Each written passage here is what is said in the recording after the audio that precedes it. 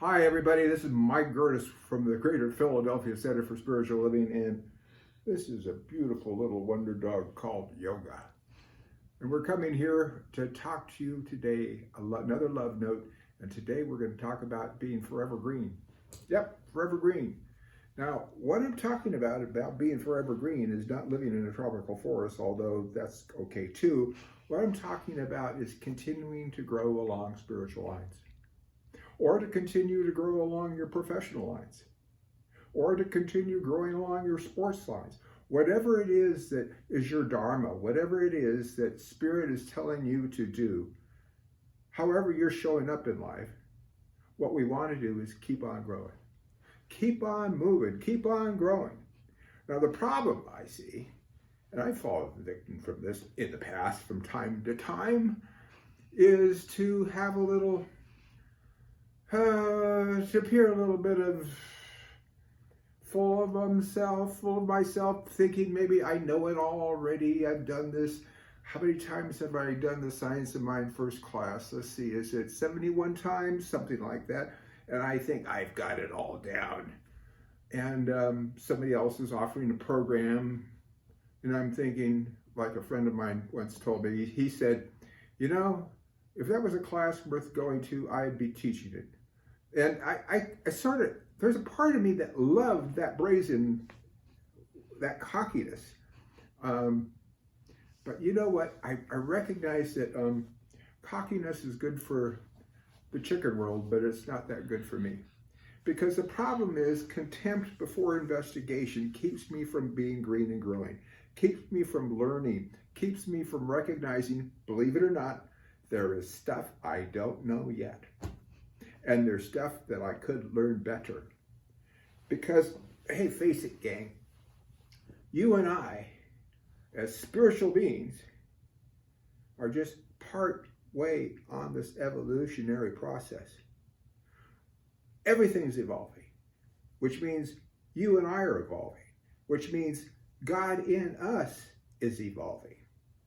And what's that going to look like in 1,000 years? I don't know. But I do know this, that we need to keep open and receptive to the guidance of Spirit, and whatever shows up, if it seems to resonate with a greater idea of life or love, and it promises perhaps to do so, we should be open. We should be open to it. Now, that doesn't mean to say that there's some things that we can reject or be skeptical about.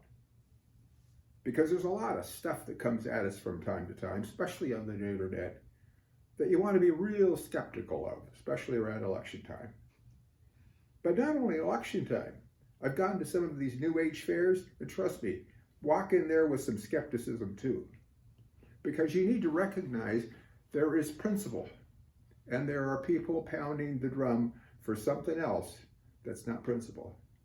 We believe there's one life, that life is God's life, that life is perfect, and that life is your life right now. You don't have to go through any intermediaries, you don't have to use any crystals, you don't have to do any chakra playing or whatever. You just need to be embracing that presence of God within you. Now, if you're into chakras, God bless you. I've played with them myself. If you're into crystals, that's awesome. I like diamonds, rubies, emeralds. I think it's great stuff. And I understand there's energy, and I understand you can use these as tools, but we're still using crutches. And in the Science of Mind, we don't use crutches. We have a direct contact, like yoga with me right now, we have a direct contact with Spirit. And why would we put something else in the way? So, gang, since you and I are on this evolutionary journey, let's resolve to always be open. Open for a greater idea. And allow Spirit to express that idea in us, and allow that idea, that greater idea, to show up around us. Because, you know, God speaks through other people. We get some of our greatest lessons from other people that do things right, that are examples for us. And also, I've learned to have some of my best examples have been from people that did it wrong.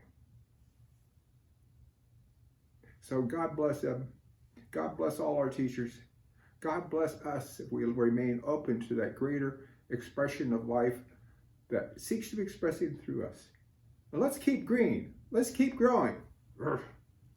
So says yoga.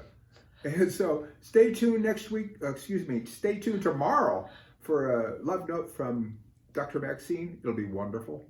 And then on Sunday, of course, there's the live stream at 10:30 a.m. For more information, just go to cslphilly.org. Again, www.cslphilly.org.